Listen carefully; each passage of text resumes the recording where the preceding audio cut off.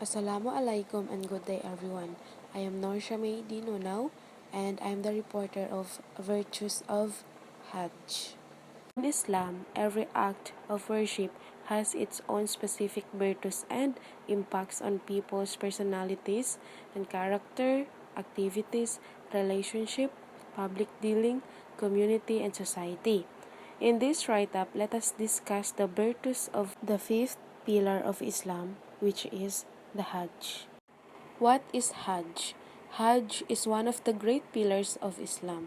God made it obligatory on Muslims capable of making it to do. So, ang Hajj ay ginawa ito ni Allah na obligado or kinakailangan ng mga Muslim na gawin ito.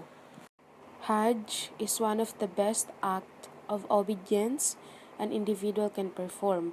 A number of virtues are related to making pilgrimage to Makkah and performing Hajj. Ang Hajj ay isa sa pinakamahusay or pinaka-the best na gawain na maaaring gawin ng isang individual or isang tao. Hajj is a 5 days obligatory act of worship in Islam, which encompasses both physical and monetary acts of worship in its rites. It is a journey-based outward form of worship which is legally obligatory once in a lifetime for all adult Muslim who can afford to make it both physically and financially. Abu Huraira narrates that the Prophet said, 1. Umrah to another is a redemption for sins committed between them, and there is no reward for a valid and accepted Hajj except paradise. So, ang isang umrah ay isang katubusan para sa mga kasalanang nagawa ng isang tao. There's no reward sa pag-perform ng Hajj maliban sa paradise or paraiso. Kaya isa sa 5 pillars of Islam ang Hajj. Another virtue of Hajj is that it removes both poverty and sin. Ibn Mas'ud and Ibn Umar narrated that the Prophet said, perform Hajj and Umrah successively, for they remove poverty and sin just as fire removes impurities from iron. Ang pag-perform ng Hajj ay pag-aalis ng kahirapan at kasalanan ng isang tao. Nasabi rin ng propeta na mag-perform ng Hajj at Umrah because that too can save us from kahirapan. And also, parang mababawasan din yung mga kasalanan na nagawa natin.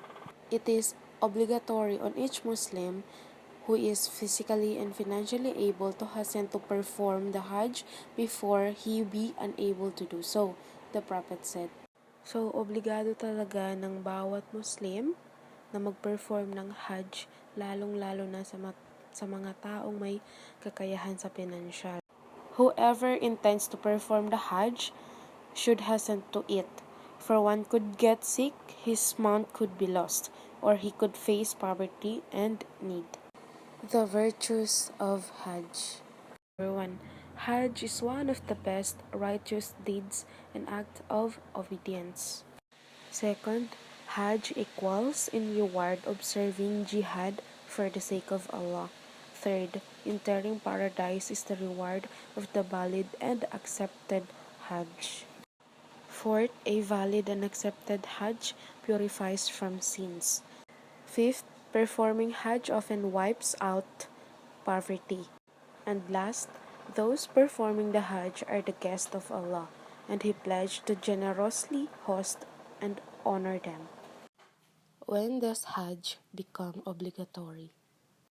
Hajj has been stated as compulsory since the year of 9 Hijrah. This is based on the verses in Al-Quran. And that's all, and thank you for listening.